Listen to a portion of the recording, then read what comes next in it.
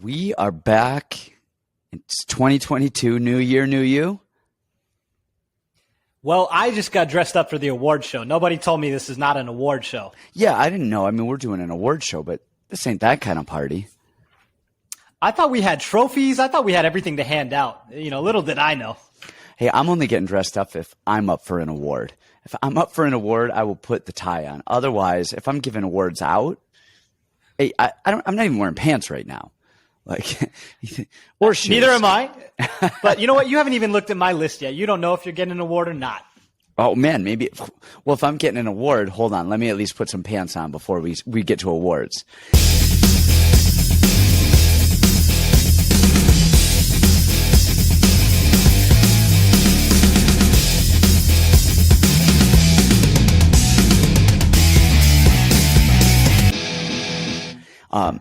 But we had a good year. It was a fun year. It was a fun year of MMA.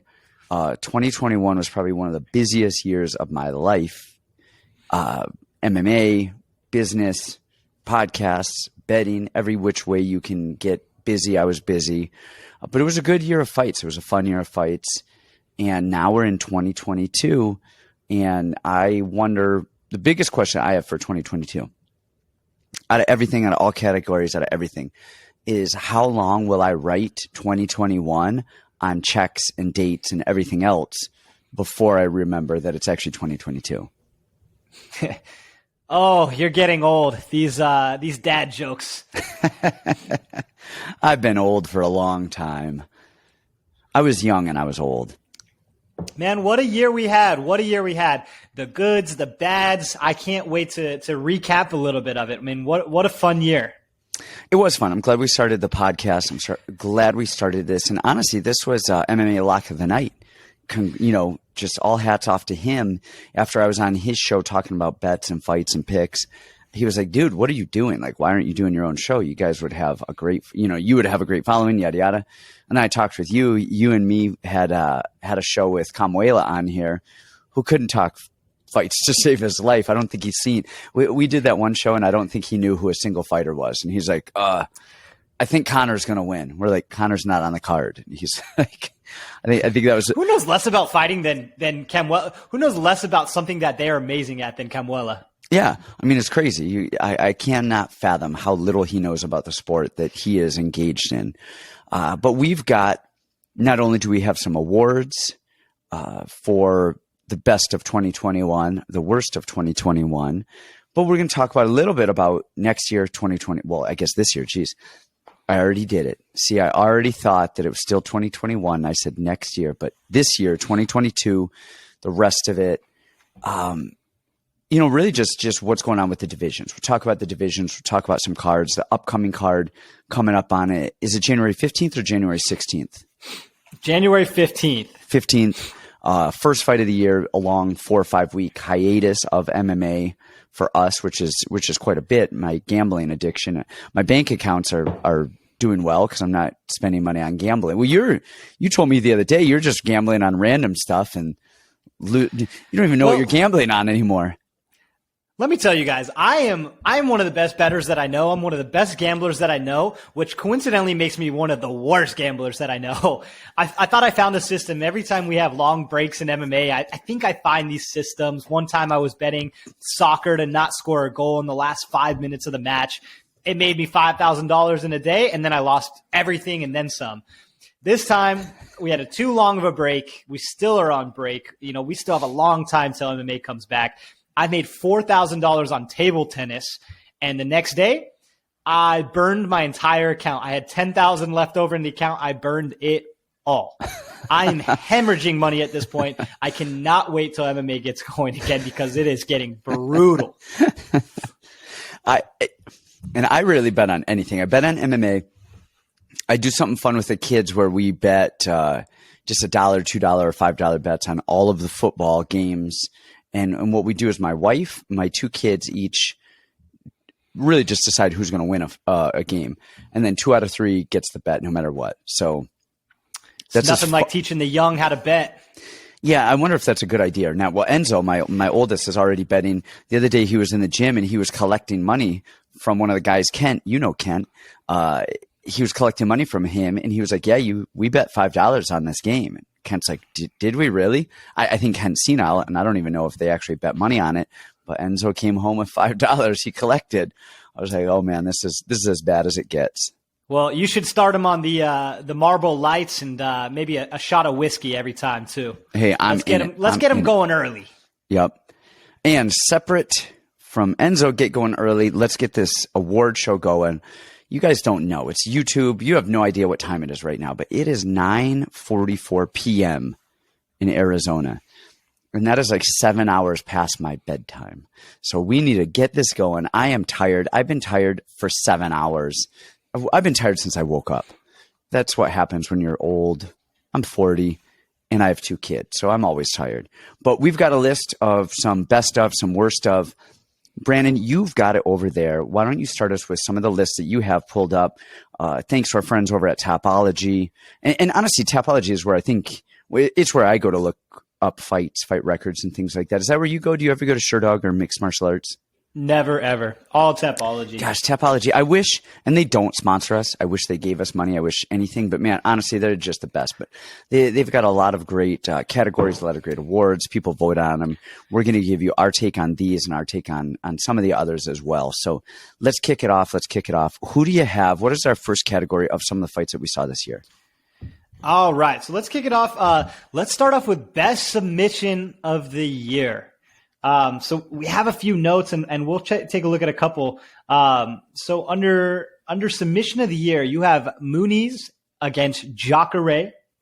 We have Machikov versus Dan Hooker. And then some of the Tapology submissions we have, Vieira versus Hernandez. We have Woodley versus Luque. Let's see. And you know what? Let's throw in Marquez versus Pitolo. Oh, that was a solid one. That's a little bit of a sleeper. Hold on. So I am looking. So I think this wasn't even on my radar. Vieira and Hernandez. I forgot all about that. That was so long ago. First of all, what are you drinking? I do want to send out a sponsor, or a shout out to our sponsor, LaCroix. You know, they have been with us tried and true. It's not often you can get a big time sponsor like that. And they've been with us from the start. From the beginning. From the beginning. LaCroix has always been there, and we thank you. We thank you. Shout out to Brian Hamper for that. And keep drinking. And if you're not drinking alcohol, it may as well be LaCroix. But anyway, back to the awards. I forgot about Vieira Hernandez. That was probably one of the biggest. And Hernandez called that he was going to submit Rodolfo Vieira. And he submitted Rodolfo Vieira. Like what? That's insane. It's really hard to not put that as submission of the year. A late candidate may have been Clay Guida against Leo Santos, but honestly, I was never impressed that much with Leo Santos' MMA jiu-jitsu. I know he's got crazy accolades, but to put it in perspective, guys, when you start in jiu-jitsu, there's like 5 guys you ever look at. You know, it's Roger Gracie, it's all the, Cobrinha, Rafa Mendes, and Rodolfo Vieira is one of those guys. So for him to not only not submit somebody when he has their back, but to go in and get submitted, it's hard to beat that for submission of the year. That is. The other one, though, in this was a crazy one. That Machikov Hooker submission was nuts. Not because that Machikov submitted Hooker. That probably a lot of people saw it coming. But you saw it coming in the 3rd round. You saw it coming after a beating, after somebody was tired.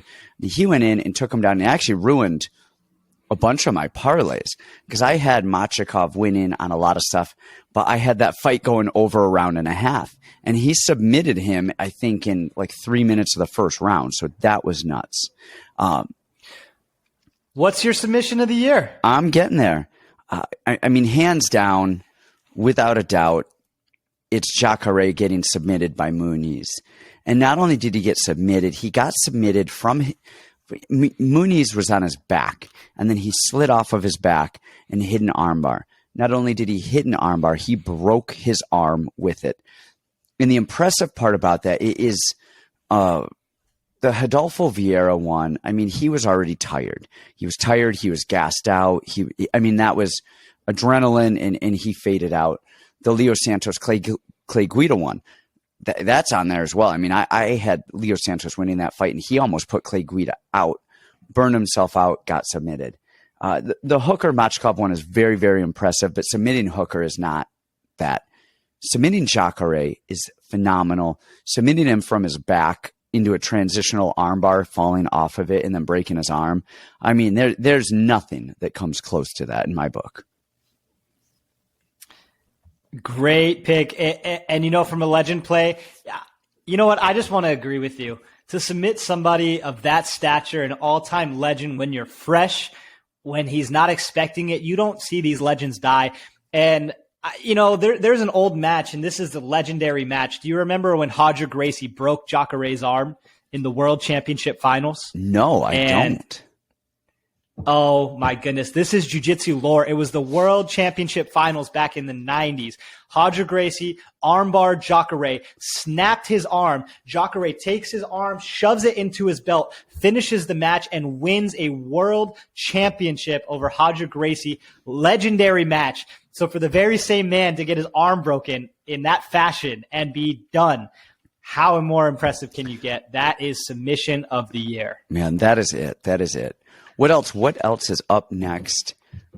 All right. So up next we have let's do KO of the year. Okay. And first we want to talk to you guys. So we are going to be doing some best of the year, fights of the year, all that stuff. But then we're also going to do some bets of the year, worst bets of the year, best picks, most money made of the year as well. So this isn't all going to be just pure MMA. But before we get into those, make sure you guys like our channel, subscribe to our channel, share our stuff, and honestly, and follow us on Patreon too. Our Patreon is in the link. Biggest thing about the Patreon is you get access to our Discord, where it's a big chat. It's a lot of fun. We're talking about the fights throughout the week, throughout fight day.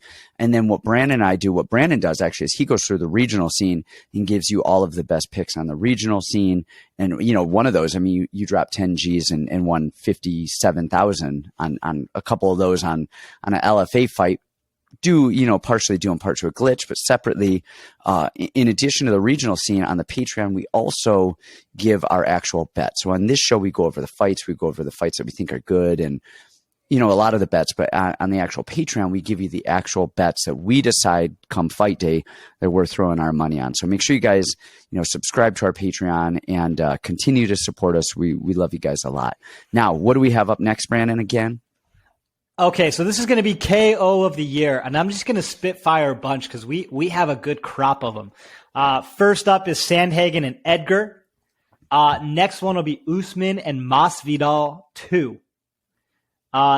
Next one, we have Zhang and Namajunas. Let's see. We have Derek Lewis and Curtis Blades. We'd be remiss if we didn't put in Roberts versus Bahamondes. Let's see. You have Terrence McKinney and Frivola and Giga Chikadze versus Cub Swanson. There was one more. Did I say Shane Burgos versus Barboza? Yes, but we're missing the spinning Horiguchi Pettis on there as well. Okay, let's add Horiguchi and Pettis. Now, all of those are phenomenal. I've got a thing. This is my favorite category of the year. And Sandhagen, Frankie Edgar, I mean, that flying knee just sent Frankie into his grave.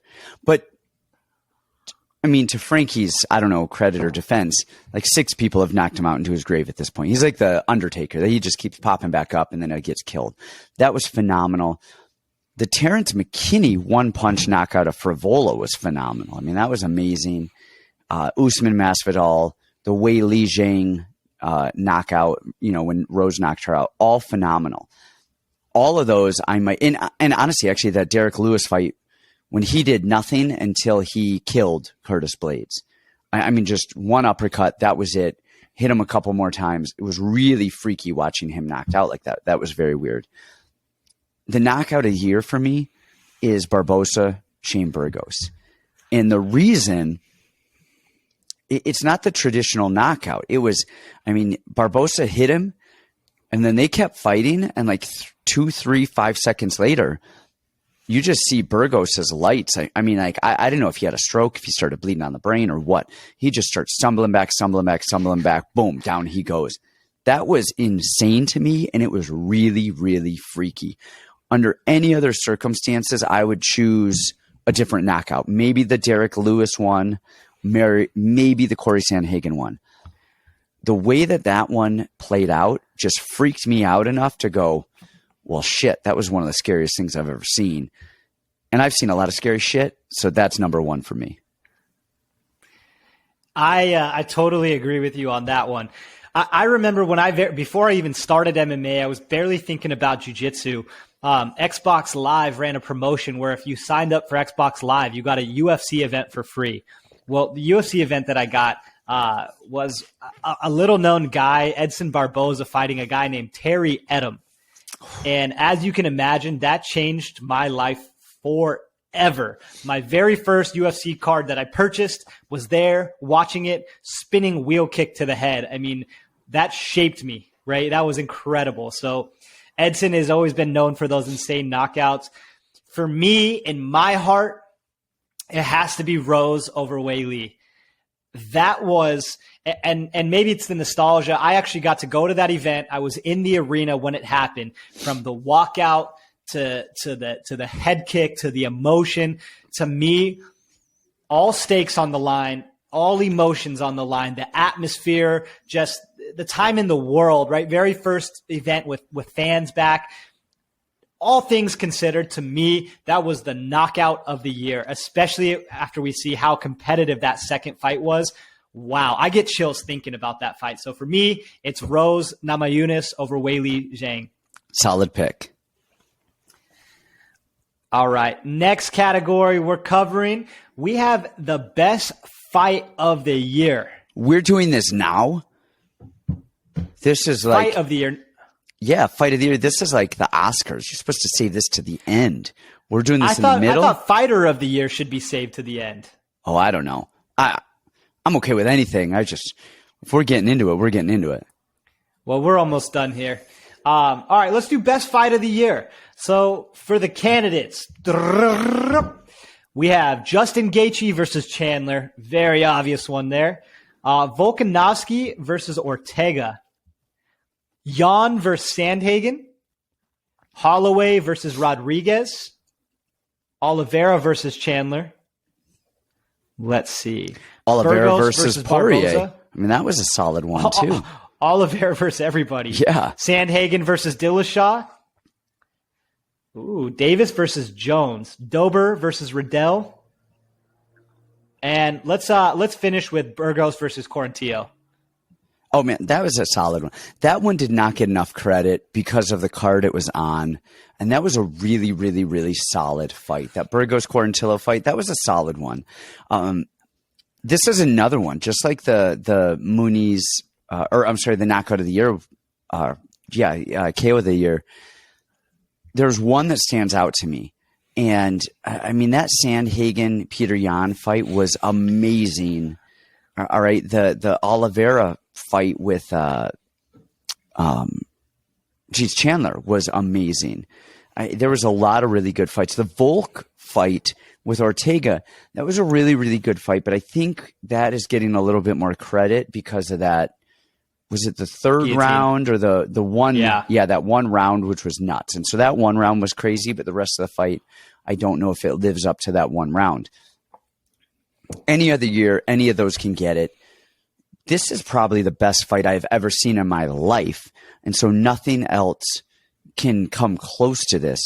That Gaethje-Michael Chandler fight to start the pay-per-view, UFC 268, I didn't need the rest of the pay-per-view. I spent, $69 on a card. I think that's what they are these days. I got my money's worth on that fight. I could have just turned it off and walked out of there. And honestly, if I wasn't at a friend's house, I might have done that. That was one of the best fights I've ever seen. I was on the edge of my seat the whole time. They both killed each other multiple times. And that was nothing but pure excitement for 15 minutes straight.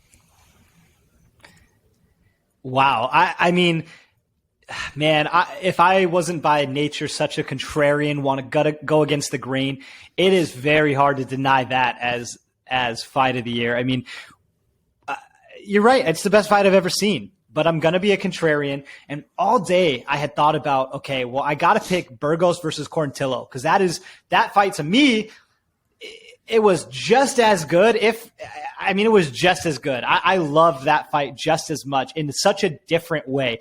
Just technical and beautiful, where the other fight was a lot of violence and just two of the toughest guys you've ever seen in your life. I am going to go Juan and Sandhagen. To me, that was it was everything that I like to watch in a fight, right? When I break down fights or watch film, sometimes it gets boring, sometimes it gets repetitive. But what puts me in awe is people who do things that I don't think that I can do. And that almost never happens with MMA. With that fight, those guys are so high level, so phenomenal. I mean, it's the two of the best guys in the entire UFC, just showing every single skill that they have, an open skill set. That was my fight of the year from just a beauty, a technical standpoint, just dogfight, everything, and just getting to see every human emotion, right? You got to see a little bit of everything in that fight. So fight of the year for me, Jan Sandhagen. I can't fight you too hard on that. I think that was probably my second favorite fight of the year. And the other thing with that is it had that title implication, which just adds another element to it. So I agree, it was phenomenal. I just the craziness of that Gaethje Chandler fight just had me going. All right, and then I think we're going to get to our last category here. Would be Fighter of the Year. Let's pull a little something up here. Okay, so we have the 2021 Fighter of the Year. Oh, pardon me. So we have Kamaru Usman, Charles Do Bronx Oliveira, Cyril Gane, Poirier, Holloway, Thug Rose, Ngannou, Peter Yan. What about Venezuela Vixen? I mean, she fought once in 2021. Yeah, she did probably the biggest upset of the year. I would say, right? Is that the biggest upset of the year, or is Rose? Oh yeah, Weili won. No, I mean that's got to be a bigger upset than that. That was Juliana Pena yeah. beating her. That's got to be the biggest upset of the year. So I'm throwing that in on that category right now. Fighter of the year. I mean, people are talking about Usman. People are talking about Peter Yan. Charles Oliveira went from, I mean, what was he in his first, what is he like 5-5? 10-8. 10-8 in his first, of course, 18 UFC fights, and then just put together a streak and beat everybody convincingly in front of him. And man, I didn't think he would beat Poirier. I didn't think he would beat Chandler. I didn't think he would beat most of the people he beat on his way up. And he did it convincingly with adversity and in just phenomenal fashion. Charles Oliveira is the fighter of the year for me, hands down, not even close. I'm going to agree with you 1,000%. It might be a little bit of recency bias. You guys are probably going to see a lot of this podcast be recency bias. But, man, I told you guys, like, coming up, Charles Oliveira was my guy. I always wanted to fight like Charles Oliveira, even when he was that 10-8 guy. I mean, he was just so beautiful and technical to watch. So to see him go from an average UFC fighter, a guy who couldn't beat Frankie Edgar in the big moments, and a guy who fell short every single time, and a guy who kind of quit a few times. That's what I always thought, that Oliveira had quit in him, and that was why I never thought he was going to beat those guys who would not quit. The Poiriers, the Chandlers, those guys. I thought we saw him crumble earlier in his career, and maybe it was the weight cut. Who knows? Maybe it was the living in America. He's back in Brazil now. He's up a weight class, but he doesn't have quit in him anymore. It's gone. I don't get how that happens. Rarely do you see that. Rarely do you see a fighter who has quit in them and they break in these early moments, come back and have a resurgence in their career. And he did it. And that is the most impressive thing for me to see. He's undeniable, man. He's undeniable. You watch those first rounds against Poirier and against Chandler, and he is getting smashed. And you go, man, the second round is going to be brutal. Poirier's going to close his eyes and start swinging, and it's going to be a short night. And for him to come back the way that he did and stay the course, and every skill, everything he does is just beautiful. Charles Oliveira has to be fighter of the year. And in addition to fighter of the year, he also gets whitest teeth of the year. God. Those things glow. You could see them from the moon. You could be on the moon and not have any idea what's going on Earth, but you'll just see a white light beacon coming up, and you're like, well, there's Batman over there, and then there's Charles Oliveira's teeth over there. I never told you this, but actually in the early episodes when my face used to be super bright and lit up, it's because I wasn't even using a ring light. I was just using Charles Oliveira's teeth. You just had a picture of Charles Oliveira on your wall?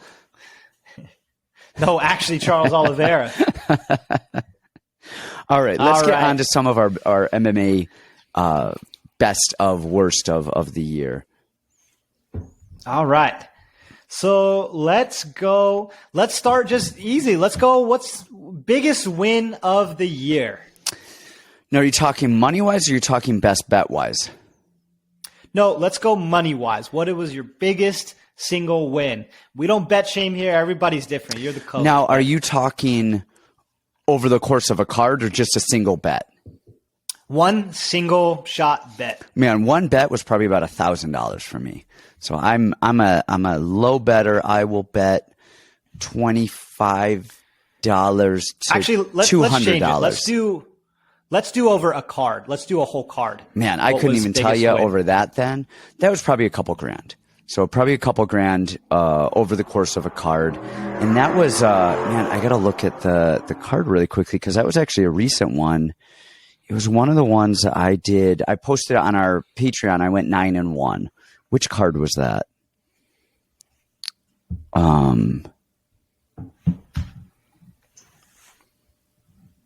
Gosh, it might have been the Josh Emmett card. No, I forget the actual card, but I know that was the one. I went 9-1, and the only one I lost, actually, I even made a note saying I'm not sure I would bet it. But I remember throwing that on there. I forget what it was on the Patreon there. And that was, I don't know. It's pretty recent since we started doing the show. Well, glad you came prepared. Yeah. Well, you switched it up on me last minute. Well, all right. So my biggest win of the year on an individual card was actually a few weeks ago on that glitch with LFA. I did about $50,000. And honestly, that would be my biggest single bet too. I put 10,000 to, including my stake, make 36,000. So that was my biggest event, and that was my biggest single bet wager of the week. Now I had a few weeks where I would hit 30, but 50, yeah, that was the best week for me. What was your worst bet of the year? Okay, so we're going to go biggest loss of the year. Yeah. What was yours? Okay, so my biggest loss of the year, and listen, I don't regret it at all. I would do it again in a heartbeat. My biggest loss of the year was $67,000 in 1 week. I took $40,000 that was waiting for me in Vegas, and I strapped another $10,000 to me, and I went and I put a parlay on Alessio Di Chirico and Dustin Jacoby, and I was convinced on Dustin Jacoby. I wanted to bet him 40 grand straight up, and then he won beautifully, beat Darren Stewart, and Mr. Alessio got head kicked in 17 seconds, and then I started chasing, and I put who's the guy that Gerald Meerschaert beat? Oh, God, I can't remember. The Muradov. I bet Muradov and Kevin Lee and just kept tumbling down the hill. I lost 50 to start, and then I lost 10. I burned my mom's account. I burned everybody's account for a total loss of $67,000. Man, I remember that. I remember that's when you went to Vegas. I was in Vegas, and for, I think, some fights or something, you drove Vanessa. up. Yes, you went up to Vegas. You went to the casino, did that, and then I remember calling you on my way back, and I was like, man, how are you doing, this and that? Did you kill it? Because I didn't see the results of all of them because I was on my way home, and you're like, no, I didn't. I was like, what happened? You told me. That was nauseating. Mine was nothing like that. I think I ended up losing around $300 on a parlay with Kyler Phillips when he fought Paiva, and I was as certain as day that Kyler Phillips, that was the biggest lock I had on that card. That was probably the biggest lock I've had of the year. Like, I know you were really big on Choi. You're really big on Jimmy Crute, and those didn't go well. I was big on Kyler Phillips. I think I was bigger on him than there was no way that he could lose that fight, and he somehow freaking lost that fight, and I could not believe it. Again, it's only $300, but that was it was a big $300. All right. Now let's do best parlay. Do you know off the top of your head what your best parlay was? I do. Because it was one I was looking at just the other day, and this was a silly one that Bovada has just started doing. Okay. I'm looking at this. So I've got it right here.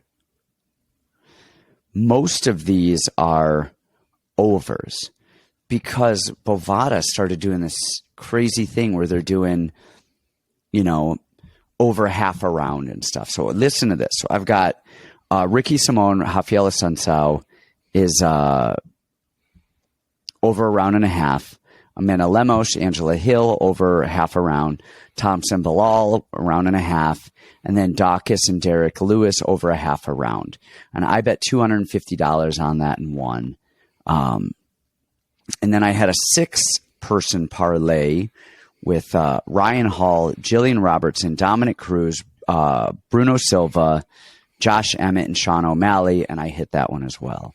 And that one I only had $100 on. But those are – I'm a cheap bastard. But, Chef's kiss. Yeah, again, it just – I've had some good ones recently. Honestly, I've been doing really well. My issue that I've been doing with bets is going straight up. Like I will do 8-1, 8-0, 9-1. I'm killing it. But the one that I'm losing is a confident one that makes his way into a bunch of my parlays.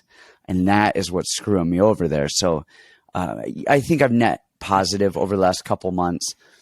But I think I'm going to limit my parlays and to like two or three people at the most, and then do just more straight up bets because, overall my numbers are really good, but that one that's screwing me over is freaking screwing me over. It's the Kyler Phillips's where I'm so certain that Kyler Phillips wins, and he's in 4 of my bets as the lock, and then he freaking loses and everybody else hits. So in 2022, you're betting like a Democrat, huh? I don't know what that means, but yes. All right. Well, here's my parlay of the year, guys. So, man, this was at a time too. So this was right around the time that I very first started. I had a few amazing weeks. I think there was 2 months period where I didn't even lose a single parlay. I hit every parlay known to man, could not lose. I only bet parlays. So here it was. And let me actually tell you guys a story about this one. So this parlay, I coveted so much. Now, my biggest beef with Bovada is they limit my bets like crazy. Like I can only max bet. It's ridiculous. Like $37. Even for UFC, it'd be like $1,500 or $1,000, right? So what I did, because I needed this one so badly, was I took $5,000. That's all. This is a big parlay. So I took $5,000. And I work Tuesday through Saturday, but I have an early day on Friday. So I booked a plane ticket to Las Vegas on Friday night, Okay. I work early Saturday morning. I mean, I have a meeting at 8 a.m. Okay. So I booked a flight Friday night to come back early Saturday morning to go right into my real job. Like, get off the plane, get up and go. So I fly in. My flight lands at 11 o'clock at night. Well, due to COVID, there's no staff at the airport. So I kid you not, we sit on the tarmac for 2 hours. It is 1 a.m. by the time I get off the plane. 1 in the morning off the plane while I'm going to place this parlay. And I'm already like, okay, I have to wake up at 5 a.m. to go to work, to get on the plane and then go directly to a full day of work the next day. So, okay, now I got to find a 24-hour sports betting casino. So I spend $100 on an Uber because, of course, it's surge pricing. All the people are getting off the plane. And I go to the South Point Casino, which is one of the only 24-hour casinos in Vegas for sports betting. I walk up to the window. I'm ready. Okay, do you guys have the Bellator fights? No, we only do UFC. No! So I took this flight. I traveled with my money, and I couldn't even do it. So I go, okay, fine, no problem. All I'm going to do is I'm going to deposit more money into Bovada, and I'll use all these other accounts that I have, and I'm just going to keep smashing the same bet. Well, when I did that, when I tried that, my bank, Chase Bank, declined all of my transactions. So I couldn't deposit any more money in. I couldn't place my wager at the window. I wasn't going to be there when the window opened back up to the other casinos. So I had to take my Uber back there, back to my real hotel, which was at the MGM Grand. Okay. At this point, it's like 3:30 in the morning, and I was studying film at the thing because I was not ready for UFC. I mean, this parlay is mostly Bellator. So I'm studying UFC to put something down. I go back to my hotel. I check in. I kid you not, I slept for maybe 30 minutes, and then I had to get a taxi back to the airport. All in all, this trip cost me maybe $800 between the ticket, driving around, all for nothing. I flew back. I was so exhausted. This was crazy. And all I wanted to do was put $5,000 on this parlay. It would have made me $45,000. And here it is, guys. So my best parlay of the year was Jin Yu Frey. She will always have a special place in my heart. She was a dog. Gadzi, the Dagestani killer, trains at AKA. He's in Bellator. I had Brian Moore, the Irish Brian Moore, as a dog. I had Josh Jones. I had Magomed Sharipov, and then I had Usman Nurmagomedov. I only was able to put in about $2,000, and that profited me $15,000. That was my parlay of the year. It was 2 dogs. It was legendary. I flew to Vegas for it. I wanted to sell it. I was screaming from the rooftops. That was my parlay of the year. Nice. I cannot top that. And I can't top that horrible story either. I mean, it's a good story, but hindsight is now that it's away from you. But man, at the time, were you thinking, what the hell am I doing this for? Well, let me give some context for you guys. Betting wasn't legal in Arizona yet. We live in Arizona. Gambling wasn't legal yet. So we were at the mercy of Bovada or Bet Online, right? One doesn't let you parlay and the other one caps you on every account. So we were at the mercy. I can't tell you how many trips I drove to Vegas with $10,000 strapped to my chest to put in wagers, right? So now, the veil is lifted. MGM lets me put in as much as I want. It's all here. It's all legal. It's all available. Life is much simpler. Nice. What other categories do we have for our betting? All right. Let's see. Oh, this is a good one. Biggest robbery for a fighter that you bet on. I mean, I think I already mentioned it. That's Kyler Phillips. Although he did lose, that should have been a draw, which would have made everything even. He should have had a 10-8 round, on one of those rounds. And then, of course, he gassed out, or he should have won. I mean, he could have. I think if there was any other judges on the planet, he probably would have won that fight with Paiva. Nothing else comes to mind. I mean, that one got me. I actually have a few on the other side of that coin, which we'll get to in a little bit. I've got a few wins that I don't think that I'm happy they won because I got the money, but I don't think they actually won in terms of winning a fight. Yeah, this one, I wish we spent a little bit more time on this one because, man, there's so many that went my way that I didn't think should have gone my way, and vice versa. And if we really dug into this, we could find something good. Kyler was one for me, just with the implications. Man, I probably lost 15 to 20,000 on that fight. The only other one I can think of with huge implications for me was Hagen versus Dillashaw. Now, I don't think that was a crazy, insane robbery by any means. I thought Hagen won the fight, and that was one of my biggest losses. I lost $33,000 that week, capped off by the Hagen loss. So those were the two for me. Kyler should have been a draw, and then Hagen, I thought, won that fight.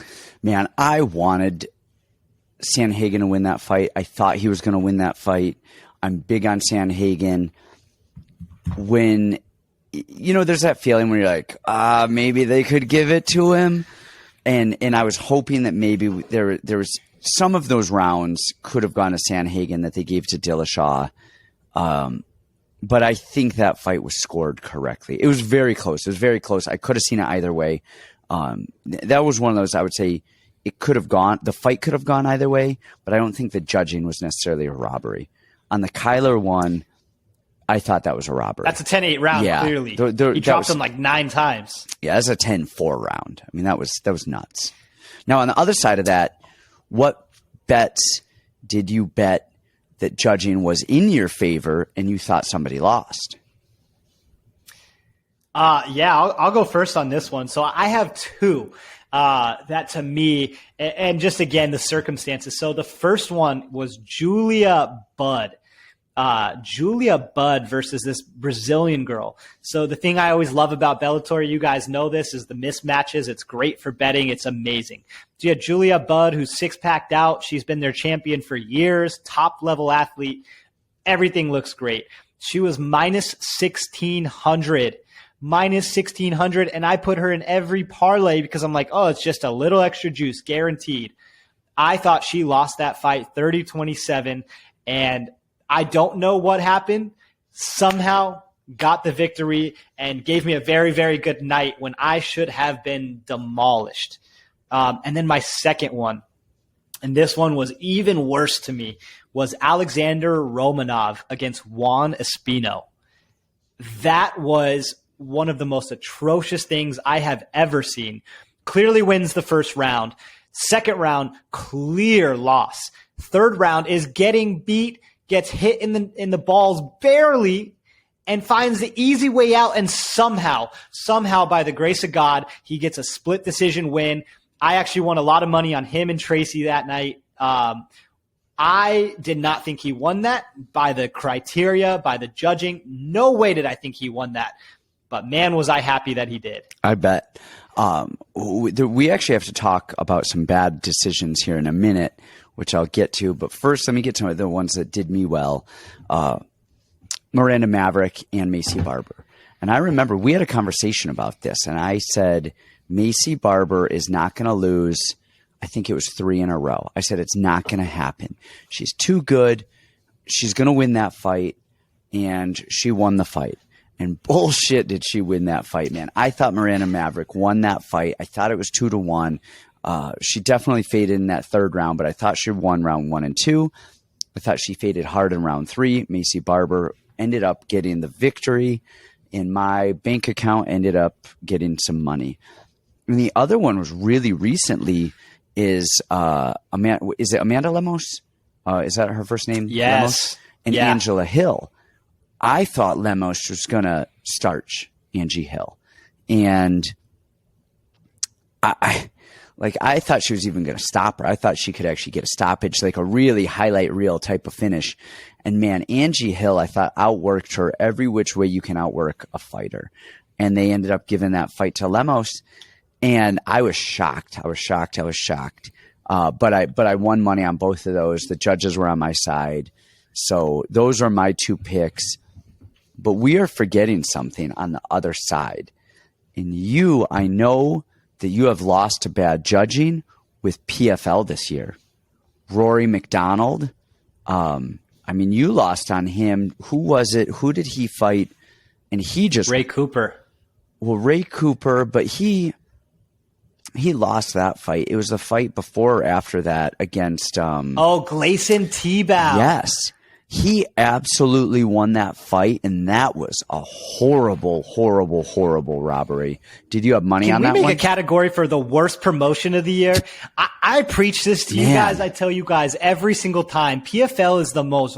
I don't think MMA, as I'm betting things that are not MMA, I'm like, man, everything is rigged. The NFL is so rigged. NBA, all the stuff is crazy rigged. And MMA is the one safe place where it's just high-level athletes, and you have high variability just by the sport in which you're doing, but it's not rigged. I don't feel PFL somehow, some form, some fashion, somebody's getting a paycheck. That is the worst league to bet on, to look at, to watch. It is horrible. It's the worst. Like you can't, I mean, you get these guys who are clearly winning a fight and are losing 30-26. You're like there's 10-8 rounds being thrown around on robberies. I mean, this is in that league. Like you're right. Somebody is paying money. There's some Russian mobster somewhere greasing somebody's pockets. But yeah, don't bet on PFL. And they hate Clay Collard. They really do yourself a favor and just bet random dogs on there. Honestly, like just coin flip it and see what happens, because there are some really bad decisions in PFL. All right. Did we do this? What was the worst bet of the year? The worst? Didn't we do that already? Let's see. Did we? I don't think so. We had the biggest loss. Oh yeah, we did worst bet. Yeah, we did worst bet. But what was your best bet? What was your best play of the year that you just thought was a solid one? Yeah, I was really high on Jin Yu Frey. I have two others that to me were like, man, these were building blocks for me. This is how I even ran it up to begin with. So the first one was Jessica Penne against Carolina Kalakawakawakawitz. Yeah. You were screaming that from the mountain. Like, oh my God. I was screaming that and nobody would listen. Everyone goes, it's women's MMA. Jessica Penne is horrible. Nobody wants, I just, okay, do what you want to do. I cashed in on that like crazy. The other one was Adil Benjelani against Soto in Bellator. He was a dog in that one. I parlayed him with every other favorite on the card. Man, I made 20,000 on that Bellator card, and that was at the very start, very beginning. And the last one, man, I'm proud of this one, was Brendan Allen against Puna Soriano. That was one of my favorites of the year. I didn't even make that much money on it, but man, did I feel sharp. Nice. I got to say, I think my biggest one was Derek Brunson over Kevin Holland. Everybody on the planet had Kevin Holland winning, and that was before he was exposed of not being able to wrestle well. I was happy about that. And the thing, ESPN interviewed me for that. It was, a coach's thing, and they do this for a lot of the fight cards. And I looked at everybody else's picks, and there was like, I don't know, 5, 6, 7 coaches, and every other person picked Kevin Holland. And I was like, what? And I was screaming the other side. I was like, Derek Brunson easily wins this. This is not even a thing. I don't know why we're talking about it, blah, blah, blah. And I was like, I'm going to look really smart or really stupid. And, of course, Brunson just mauled him. It wasn't even close. That was a complete lock of a fight. And, so I was really happy about that one. The other one that I got was Maria Agapova. She was a plus 250 dog. The whole world was saying she was shot. She's a drug addict. She's done. She lost. I forget who she lost to before that. But Shayna Dobson. Shayna Dobson. It was a horrible performance, a weird performance. She was out there dancing. She looked like she was on ecstasy at a club or something like that before that. But then, she comes back in that other fight, in the next fight, ends up winning. She looks phenomenal. She looks great. And I killed it. And everybody told me that I was dumb for that one as well. So those are my two big plays. Let's do like the biggest What was the bet that hurt the worst to lose this year? People like when we lose. What was the bet that hurt the worst? Man, you I go can go first. first if you want. Yeah, go first. Because I was trying to figure out a way to get this in. So people will not let me forget about the Subi loss. So I have a couple. So the very first one, and I don't know why this one probably hurts the worst because it was back-to-back weeks. So on Contender Series, Carlos Vergara was fighting Bruno Correa. On the same card, there was this Sambo Russian fighting right before him against Colin Angler or whatever. Some Canadian guy who's in the UFC now. So I chose the Russian Sambo and the Sambo guy, and I said, you know what, this is not my favorite of all time pick. Like, I could see him losing. It's not my favorite, but I think he's going to win. Okay. He lost a really close decision. I still thought he won the fight, but he lost. The one that hurt the worst for me was Bruno Correa against Carlos Vergara. I don't think skill-wise they are in the same stratosphere. I think Bruno Correa is so good, and Vergara I don't feel is a UFC fighter. And when Bruno lost and got knocked out in the first round, my heart sank. The next week, this one hurt me. This was probably the biggest hurt, and it's not a money thing. I think I lost $7,000 or $8,000. Zolka Karamanov. He's a Daniel Gracie guy. He's the CFFC champion. They love the Daniel Gracie guys. They set these guys up to win. They gave him favorable matchups. He was fighting a guy brought in on short notice, and the kid is good. Man, he's good. He was beating him for 4 rounds, just any direction they wanted to go, and then got guillotined in the 4th round. I lost about $8,000. That one made my heart sink. And the very last one, I can't go this whole podcast without talking about it. It's Mahmoud Subi. Mahmoud Subi, Egyptian Olympian, ATT, fighting a fat 20-year-old blue belt from Oklahoma. They could not have given him a better setup, a more favorable matchup. The odds ran from -400 to -2,000. Crazy. I had $25,000 on it, and Mahmoud Subi lost to a guy, Ethan Hughes. Like, that is the biggest disappointment of my year. Who was it? I think it was Alessio Di Chirico or Chirico. Yeah. How the hell do you say that name? I don't even know. Was it Abdul Razak Hassan? Razak Hassan? It starched him. That one was a hard one because I thought Di Chirico was so much better than him that it was silly that we were talking about it. I thought it was ridiculous that we were even talking about that. And he knocked him out, and just, I don't think he could do it again if he had 100 more tries. And that one really stung because I was certain, I knew how that fight was playing out, every which way it would play out. And it was not. It stung for you. I had $50,000 on it. I know, that was a rough one. And the other one, I was screaming from the rooftop that Corey Sandhagen was going to beat Peter Yan. And not only beat him, but I thought he was going to starch him. I thought it wasn't even going to be close. And I was really confident. When Rose fought Wei Li, that was before Wei Li was with us. And I remember everybody was like, Wei Li's going to kill her. And I said, not even close. I said, Wei Li is going to get beat up every which way you can get beat up. Rose is going to pick her apart. And I was so confident in that one. And of course she got the knockout. I didn't see it going that way, but whatever. So I was on my high horse. And with the Corey Sandhagen, Peter Yan one, I kept referencing that. There was a couple other ones, the Maria Agapova one. There were some ones I was referencing that I was like, you guys, I know what I'm doing here. I got this. And Corey Sandhagen, and it's funny because the fight was actually playing out exactly how I said it would in the first round and a half. And then he hit him, what was it, a spinning back fist that just sent him down? It was like a spinning back fist and then cross right after that. And then it was just all downhill from there. And that one stung because in my head, I knew something the rest of the world didn't, and Corey Sandhagen was going to piece Peter Yan apart, and it did not work out that way. All right. I think we're only going to do a few more categories here. This one is near and dear to my heart. Let's do Ape of the Year. If you guys don't know, Ape is my new definition for just like the worst fight IQ, just the worst, like just how do you fight like an ape? You just fight like an ape.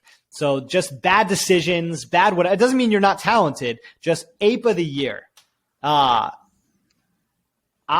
Ape of the Year, I'll go first. And again, recency bias, and there's so many I could list. Julian Marquez and Dolidze, but they actually got wins this year. My Ape of the Year is Mr. Randy Costa. Oh, geez. How I bet on him, how I ever thought he was going to win. It was just me lying to myself. I had people message me like, dude, he goes against everything that you say that you look for. And you guys are absolutely right.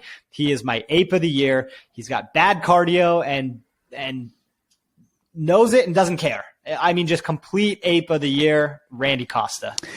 Man, my Ape of the Year is Edmund Shabazian. That dude is so talented. The whole world is on him. I mean, he really is good, has zero cardio management, wastes every bit of energy to get a takedown, and then dies and gasses, has no idea what to do when he's tired. He's just one of those guys that is really, really good and is just losing fights and looks bad doing it. That's a really sharp Ape pick. I love that. I love that one. All right. I think that's pretty much all the categories we have. Let's go. Last thing. Oh, yeah. Last thing that we have, and I know some people wanted to hear us talk about is just biggest lesson that you learned and how you're going to change or how you're going to use that in the new year.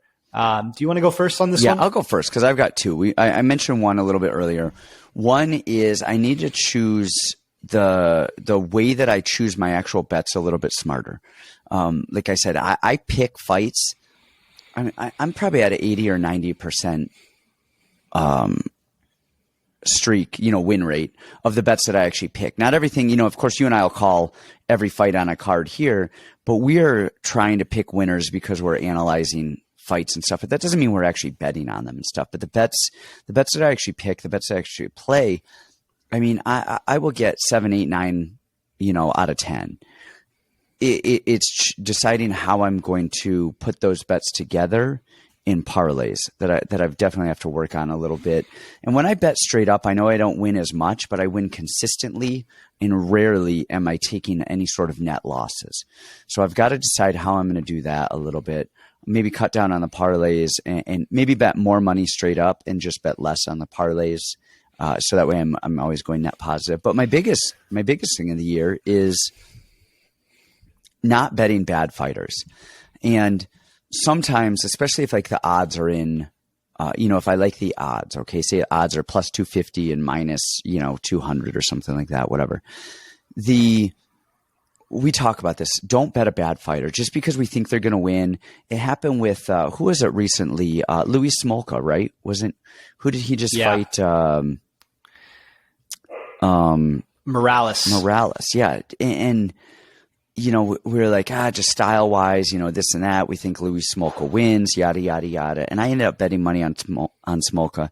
And Smolka's not a good fighter to bet on. It doesn't mean he's not a good fighter. There are good fighters that you want to bet on. And those are the ones that make the good decisions, have good fight IQ, good chin, have good cardio, aren't old. Those are the people that you bet on. And you don't want to bet a bad fighter just because the odds are good or something of that nature. Bet the round, bet the over, bet the under, something like that. But you don't bet on a bad fighter. And that is really it. And I think you learn that with Costa. Don't bet somebody that goes against the principles that we stand for, which is cardio, fight IQ, cage wrestling, chin. Those are the things that are generally going to win fights. And we know this. And for some reason, we get a little enamored with something about people, and we tend to let other things skew us. And, that's it. It's not letting the other, whatever it is, skew our version, our view of them, and not betting bad fighters. Yeah, that is a great one for the new year. We need a name for like those kind of people, like the golden goose. Like even if, they can lose, they can always lose. Like, Dustin Jacoby is one of my favorite fighters. I think he's got a very tough fight coming up. They can lose, but the guys that those are the prime guys that you want to bet on that check every single box. They're like the golden goose or something. And then you got everybody else in between. So I think that is a great measuring stick. I think that's a great thing to do. And you know what? My New Year's resolution and my betting resolution is actually really similar. Even if it takes multiple weeks, if I can only find one golden goose on this card and two on next week's card, patience.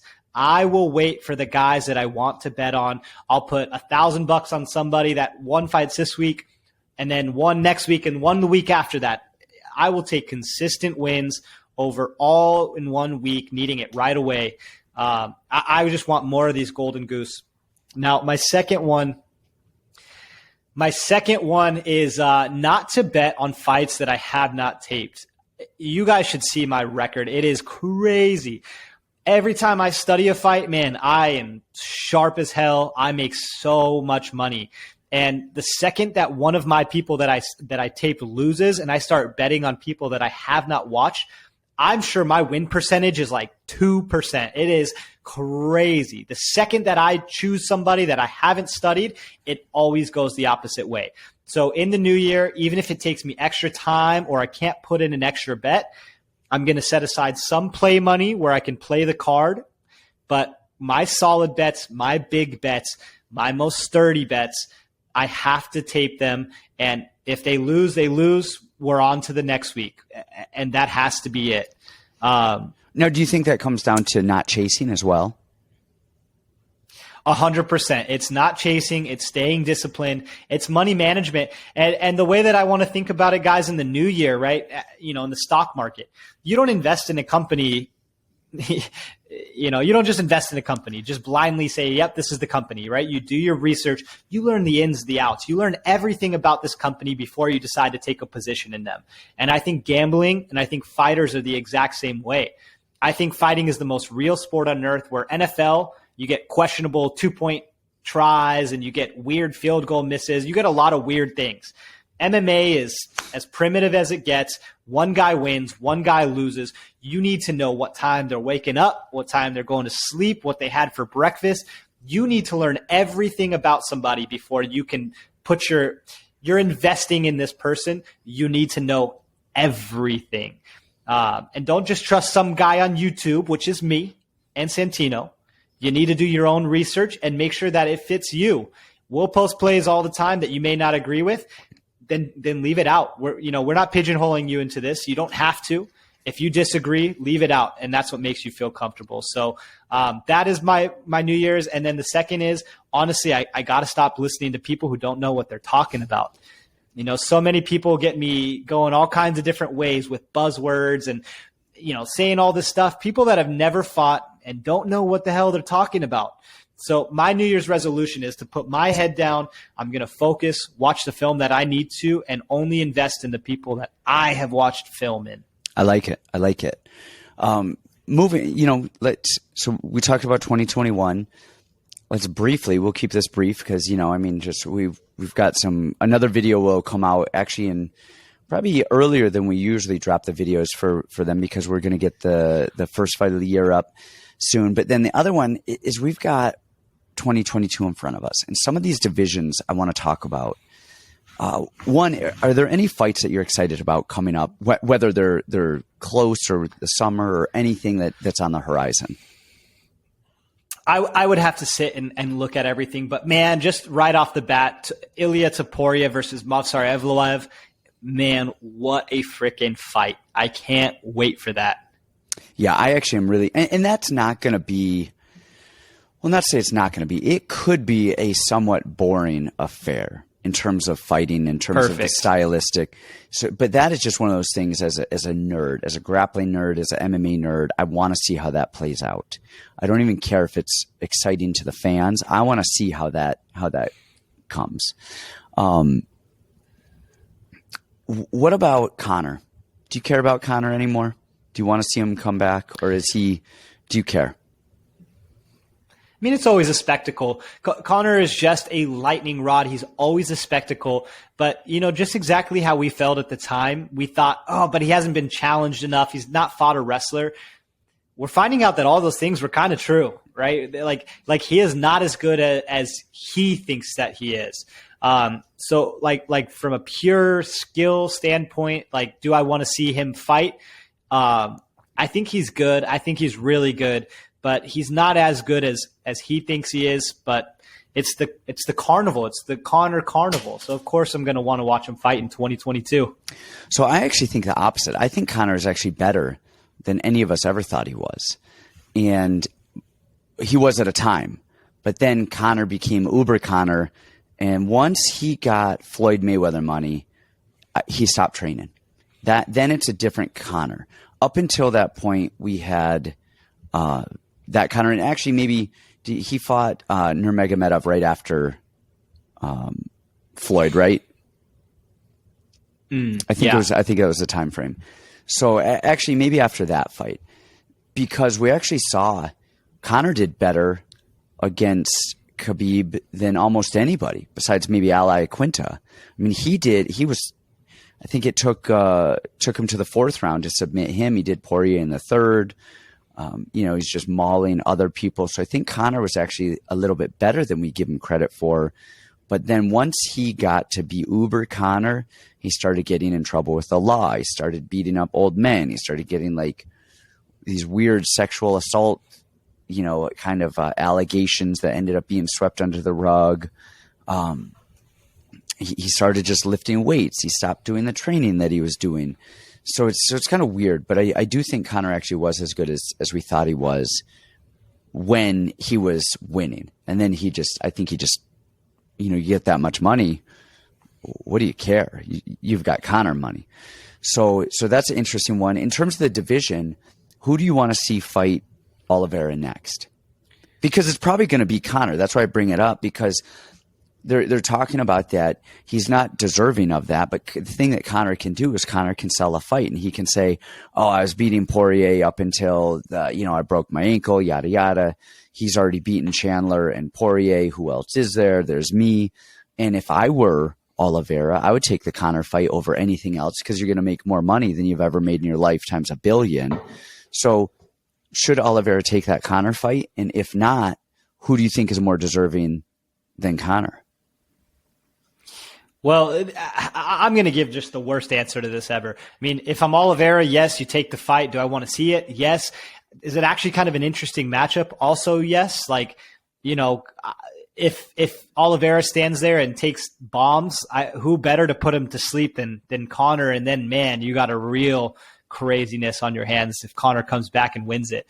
But to be honest, the fight that I cannot wait to see, and honestly for the upcoming year, I want to see Fiziev. I think Fiziev is the only guy that can beat everybody. I don't think there's anybody better than him in that division. I think Fiziev is the truth. I think he's a horrible matchup for Oliveira, for Conor, for everybody. That guy is on another level. Does Fiziev beat Machkov? Yes. Oh, you think so? Okay. See, that's who I think is the most deserving of the division is Islam. I think Islam is fighting Benny Dariush.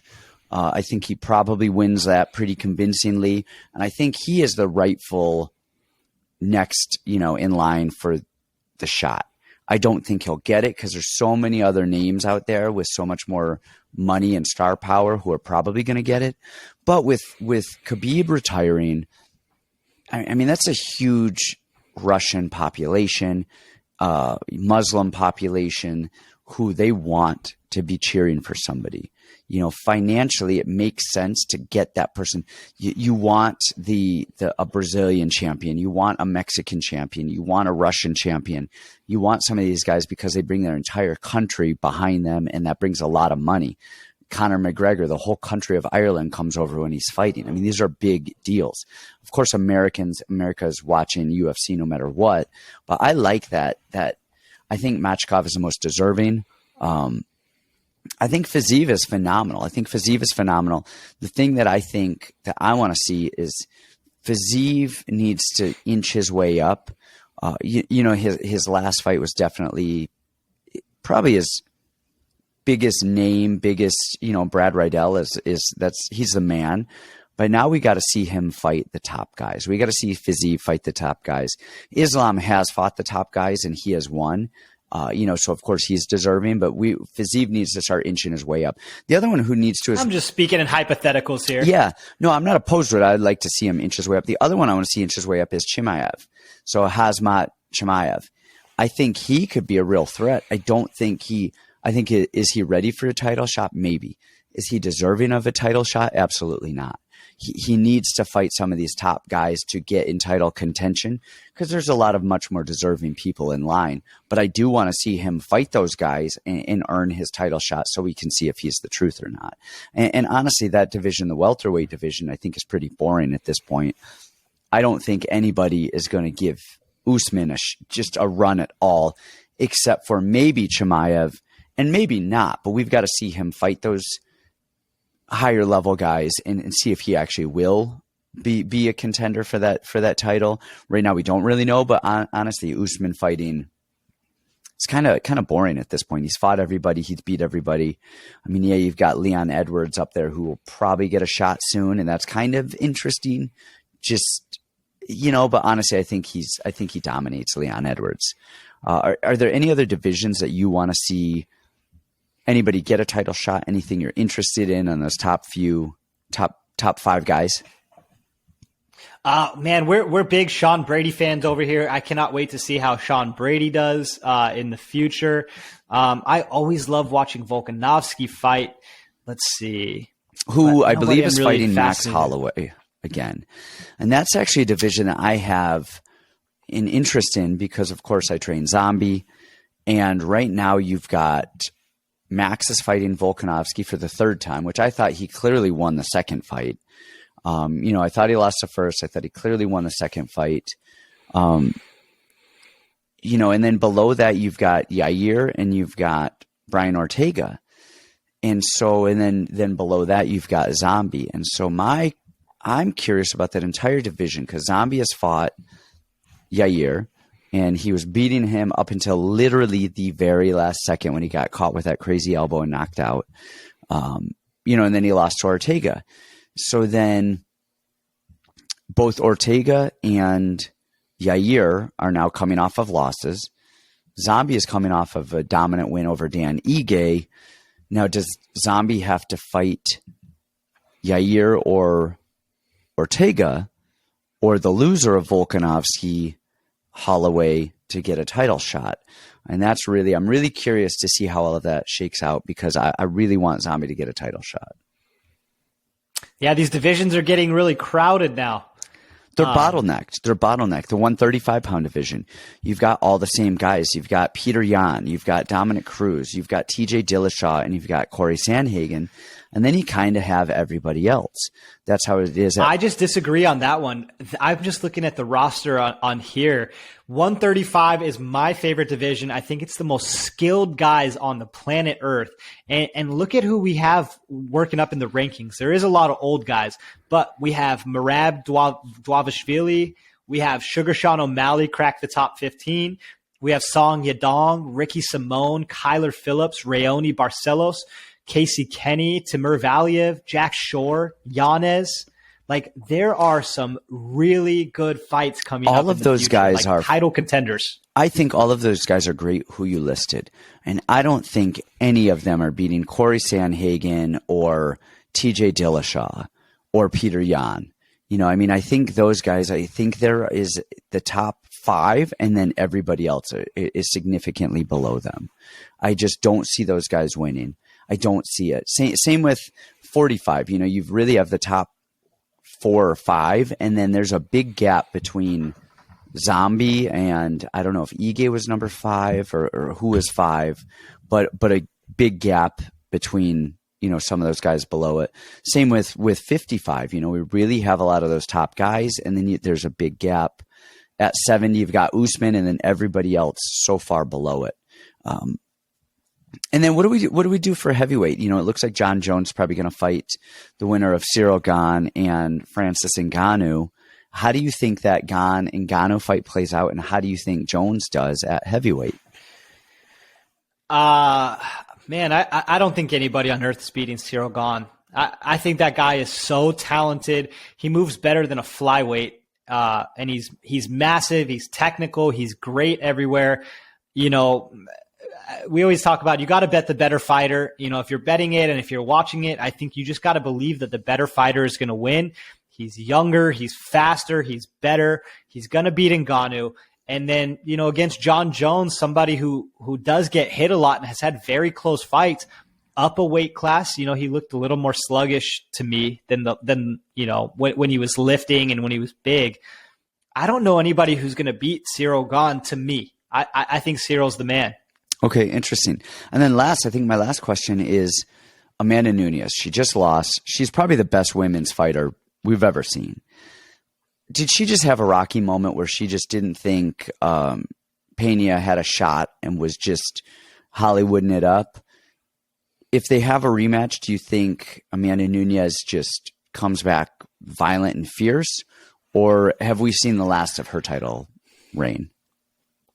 I think she's done. It's so weird. That night, I called it. Like, I had Amanda in a $15,000 parlay, and I was like, man, something is off about Amanda this one. If there's anybody on earth that can beat her, it's Pena, because Pena sticks in there, and she always finds a way to win late. Like, she's just kind of tough, and she's not great, but she's just cardio machine, and she just sticks in there. And I think that Amanda is so talented, but she fights like an ape. Just complete ape. She blows her wad because she's just that much better than everybody. I think at the end of the day, fight IQ and cardio are gonna win most fights. And Pena's got, fight IQ and cardio. She knows how to stick in the fight until the last minute, and she's a grinder. So I think that Amanda's built a very nice life for herself. I think financially she's set. What reason does she want to have to come back? She's got a kid now. She's in silk sheets. I'm not saying Pena will be the champion at the end of next year, but I don't think it's going to be Amanda Nunez this time next year. Okay. Interesting. And then I guess the last thing, who should we be looking out for this year? Who's on your radar? Who is up and coming or might be there, whether they're in the UFC or haven't even gotten there yet? Who should people be looking out for?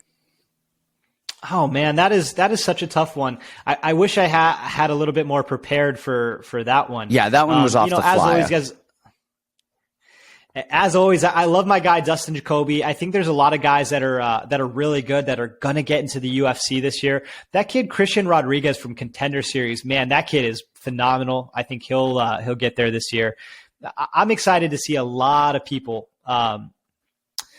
Man, who should we watch out for? I mean, the winner of the Evloev-Topuria fight, that is going to be somebody to reckon with. This is a tough question. I was not prepared for this. So I have two, and these are 100% bias, but they're legitimate too. One, our guy actually Kamwe Leclerc. He's in the UFC now. He fought Makwan Amerikani on a week's notice, really without a camp, without really training, and he fought right before that without a camp. He has leveled up. He's better than I've ever seen him. And I think he's really going to make some waves. And the other one is a guy nobody knows. His name is Casey Tanner. He is 5-0. He is a machine. He is good everywhere. I think he makes it to the UFC by the end of this year. He's been injured. That's his thing right now. He's been, kind of had an injury for the last few months trying to get over. I really think that, if he was honestly just barely in shape, barely put that guy in shape, and I would let him fight the top 10 guys in the UFC tomorrow. I think he's that good. And I think he is just a Terminator. We call him T2 because he just keeps coming. Look out for him on the regional circuit, on LFA, on CFFC, on some of these smaller shows before he gets in the UFC. Bet your fucking ass on him because you're not going to lose money on him. And then wait till he gets in the UFC and people are just going to be like, holy shit, man, this kid's going to make waves. And then the other one I want to see who people know. There's two of them. This isn't like I'm not coming out with anything that people don't know the names of. I want to see Sean O'Malley and Khamzat Chimaev, how they handle top competition. So it's not a lookout for them. Everybody already knows who they are. Those are the two that I'm really looking at, though, to see how they handle those big steps up in competition. I can't wait. Well, cheers to the new year, guys. Thank you so much for all of the support. It's been more than I could have imagined, from me starting this on my own, just gambling by myself, and then starting a free Telegram, to now us doing the podcast and spending a lot of time and effort and energy. We just can't thank you guys enough. The time off has been too much. I think both of us, we like to work a little bit.